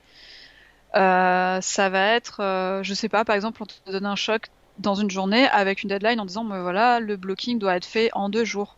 Le blocking doit être fait en 3 jours. Comme je Mhm. disais, ils prennent en compte ton niveau, le shot, combien de personnages il y a, etc. Et après, bah, ça va être, voilà, par exemple, moi, je sais que dans une journée, je me dis, bon, ben voilà, avant la pause du midi, j'aimerais bien livrer telle version du blocking ou telle version de ce qu'on appelle le spline. C'est la version après le blocking, quand justement, tu as mis ton interpolation, Mhm. tes in-between et t'as l'ordi qui a calculé tout ça. Ouais. Je me donne dans la journée, je me dis alors attends, à telle heure, je finis ça. Comme ça, demain matin, je présente ça. Mhm. Et après, quand je finis ma journée, en général, j'allume mon ordinateur et j'anime. Mais Quelque part, on l'a juste pas éteint, quoi, c'est ça. Là. c'est voilà, ben, en fait, euh, moi je suis dans une optique où je sais que j'ai quand même des lacunes en anime. J'ai pas fait une formation où on était full anime tout le temps. Je sais qu'il y a Mhm. des écoles, par exemple, en 3D où ils vont passer 3 ans à animer, quoi. Ouais. Nous, on a passé 3 ans, 4 ans à être généraliste, à toucher un petit peu à tout. Donc on connaît des choses, mais je suis pas non plus l'animatrice du siècle. Je me dis, j'ai beaucoup de choses à voir. Donc en fait, moi, je prends beaucoup de mon temps personnel, en tout cas, que ce soit les week-ends ou les soirs, pour animer. Après, c'est sûr qu'il y a des fois où je me dis, on va faire une pause. Ouais. Et après aussi, des fois, j'essaie d'alterner avec du dessin parce que bah, j'essaie de dessiner à côté un Mhm. maximum, que ce soit du dessin d'observation. Je vais sur des sites pour du modèle vivant ou avant le Covid, merci Covid, j'allais dans un café où il y avait du modèle vivant et c'était vraiment top. On payait 10 $, donc environ 7-8 euros, je dirais, Mhm. où il y avait voilà un modèle qui venait et puis on était plusieurs dessinateurs et on se faisait voilà une séance de 2 heures, une séance de 3 heures à dessiner. Et ça, par exemple, ça m'aide beaucoup en tant qu'animatrice de dessiner des formes, même en 3D, parce que on dit que le dessin est utile en 2D, mais en 3D, euh, c'est assez drôle parce que j'ai beaucoup de collègues qui savent pas du tout dessiner, mais qui sont des bêtes en animation 3D, Ouais. qui sont vraiment hallucinants. Et je me dis que c'est vrai que dessiner, ça aide aussi énormément en animation, généralement, Mhm. 2D ou 3D. Et des fois, je me dis, mais s'ils apprenaient à dessiner, ça serait encore plus incroyable. Ouais, ouais, c'est ça. Bah, c'est justement une des questions qu'on peut se poser, quoi. C'est est-ce que c'est obligatoire de savoir dessiner? J'ai déjà vu des animateurs Mm. 3D qui dessinent leur pose avant sur Oui, papier. Donc ils oui, bloquent déjà ça, histoire d'avoir un peu les idées de il sera comme ça, le personnage ensuite quand il fait une roulade, ce sera à peu près comme ça. Parce que tu mm, parlais de silhouette au tout début, oui, ça reste ça, quoi. C'est définir des formes et le dessin, en tout cas, ce sera jamais un inconvénient, quoi. Ce sera pas un handicap de savoir dessiner dans c'est tous les cas. exactement ça. Mm. Ouais, ouais, ça peut pas, et même être issu de l'anime 2D ou des choses comme ça, il y a des gens qui switchent entre 2D et 3D, il y a des gens qui font les deux. Ça, je les admire tellement. Mm. Parce que je me dis, moi là, j'ai envie d'apprendre la 2D parce que je suis sûre que ça va m'aider justement, moi, dans mon workflow en 3D. Ouais. Et c'est vrai que il y a des animateurs qui ne savent absolument pas dessiner. Et ça, en fait, quand on te parle de 3D, on te dit que c'est pas un problème de pas savoir dessiner, mais quelque part, ça aide énormément quand même sur le Mhm. posing, sur voilà. Mais après, il y a des gens, ils arrivent directement dans leur scène 3D à se figurer comment va être telle ou telle pose. Ouais. Et ça, c'est vrai que c'est impressionnant. Moi, j'ai toujours fait un peu les deux. Switcher entre mes dessins, des fois les refs, des fois d'imagination. Mhm. Voilà, pas trop, pas trop faire confiance à son imagination des fois parce que, comme on disait, on se dit ah ben ça doit faire ça comme ça. Et puis en Ouais. fait, ton mentor ou ton lead passe derrière, il fait mais non, ton bassin il est censé faire ça et tu fais T'as jamais vu quelqu'un ah marcher, oui. toi, en fait. Mais des fois c'est ça, c'est tu remets en question ce que tu as vu. Mhm.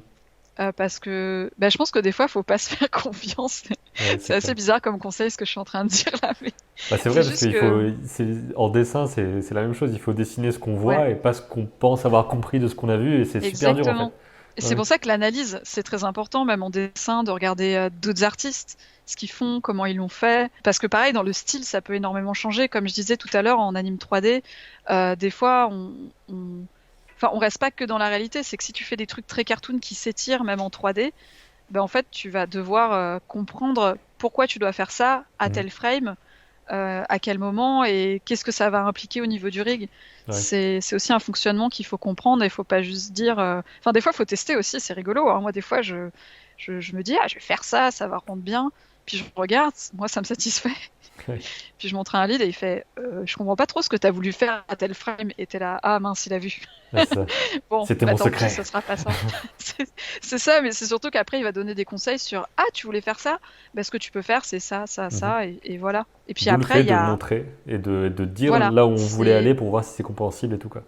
alors, justement, montrer, ça, c'est quelque chose qu'il faut vraiment pas hésiter à faire dans son premier travail, même en tant qu'étudiant, aller vers des gens et montrer ce qu'on fait. Mhm. Par exemple, moi, ça m'est arrivé de contacter sur LinkedIn des gars que je connaissais pas du tout, mais dont je connaissais le travail. J'avais pu voir une vidéo d'animation et me dire waouh, enfin c'est incroyable quoi, enfin Ouais. d'avoir réussi à faire un truc pareil et d'envoyer un message et de dire oui bonjour voilà, je suis étudiante en ça, on a tel projet. Est-ce que vous avez des conseils vis-à-vis de, je sais pas, l'animation de quadrupède ou des choses comme ça? Mhm. Ça m'est beaucoup arrivé à l'école, alors qu'au début, j'osais pas. Ouais. C'est- On se rend compte que toute sa vie, on n'ose pas demander des choses, alors que il y a des gens, ils sont certes occupés, mais en fait, ils vont trouver ça extrêmement plaisant que des gens les contactent pour leur dire déjà qu'ils aiment leur travail. Je pense que Mhm. ça doit faire assez, enfin, ça fait plaisir, mais surtout pour aider, parce que tu vois qu'il y a des gens qui sont en difficulté, qui se posent énormément de questions, qui osent pas, et il faut vraiment oser, quoi. Oui, Faut parce que lui, vraiment, peut-être qu'en un petit conseil, en deux phrases, en une minute de mais temps, oui, il va te dire un truc qui va tout changer, quoi. oui. Là récemment.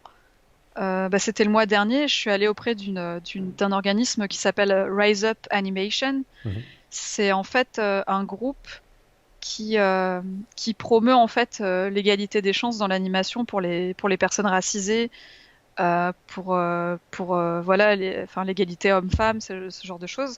Et en fait, ils proposaient une review sur ta démo gratuitement. Donc en fait, tu entres en contact avec une personne qui est dans l'animation depuis quelques années. Ça peut être des mentors de Disney, de Pixar, Mhm. qui sont dans le VFX ou des choses comme ça.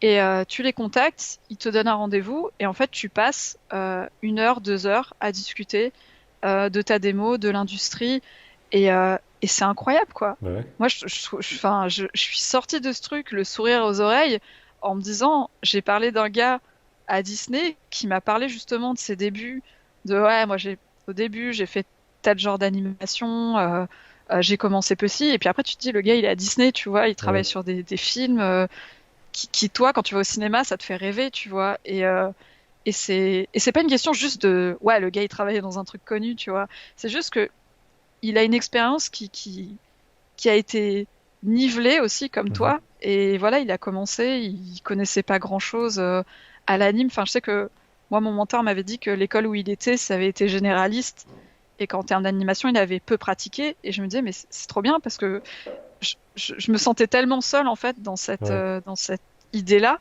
que voir quelqu'un ouais, qui m'a dit la même chose et qui m'a dit après j'ai commencé là-dessus, j'ai fait un peu de jeux vidéo, puis j'ai fait un peu de feature. Je Mhm. me suis dit ouais, mais c'est cool en fait, il me C'est ressemble quelque possible. part Ouais. et au niveau de son parcours, c'est super intéressant.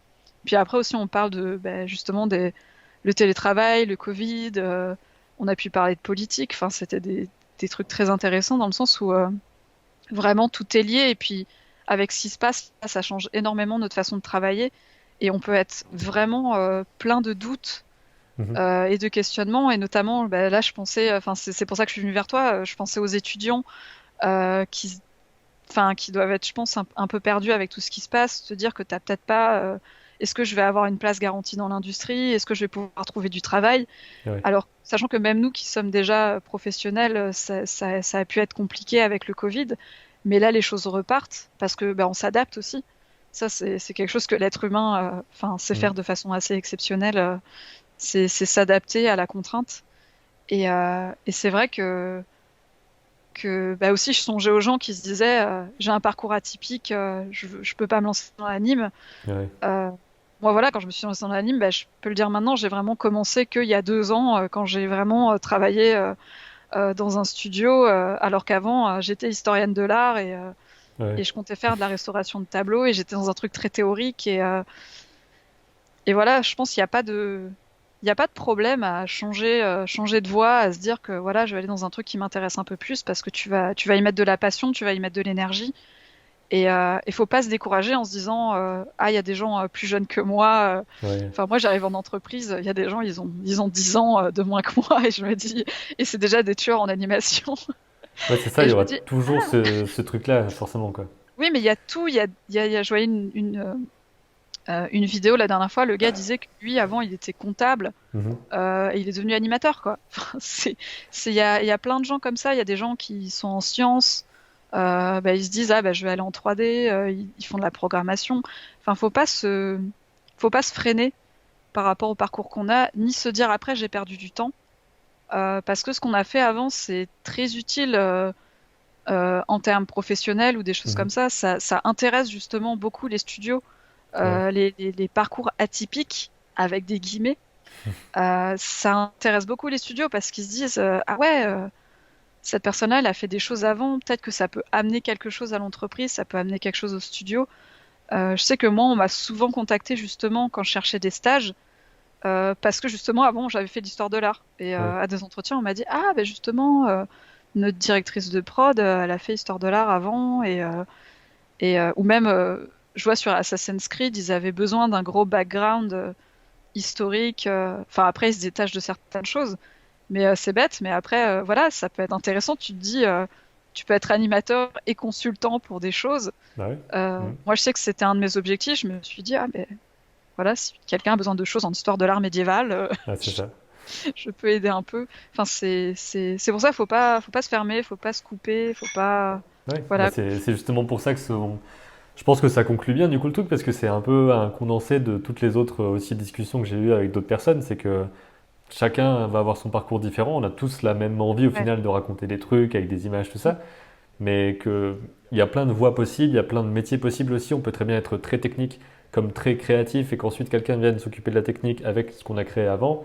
c'est On ça. peut travailler dans le côté vraiment technique dur de gérer le rendu, des choses comme ça. Enfin, on peut vraiment rentrer par plein de portes différentes dans le fait de faire des films et des histoires. Donc je pense on a fait un bon tour de plein de trucs, quoi. Et si les gens ont Oui, des questions dans les commentaires, qu'ils n'hésitent pas au oui, niveau de la 3D, tout ça. exact, ouais. C'était Même pas un qu'ils n'hésitent tutoriel pas. ici, c'est forcément pas un truc technique de cliquer là, et appuyer sur telle touche, ça vous vous Non, renseignez tout seul, mais c'est plus sur le côté état d'esprit et conseils un peu ouais. plus pratique de comment on fait pour bosser, quoi. Ouais, oui, et que les gens n'hésitent pas à me contacter via LinkedIn ou des choses comme ça. Moi, je me fais Mhm. toujours un plaisir de répondre aux questions, que ce soit des étudiants, même si je suis pas une professionnelle c'est juste que je suis passée par plein d'étapes Ouais. au niveau des études dans ma vie et là, au niveau des productions, j'ai bougé sur certains trucs et ça m'a ouvert mes chakras pour pas mal de choses et c'est vrai que ouais, dans le doute et cette période, c'est vraiment important de parler aux gens et de dégager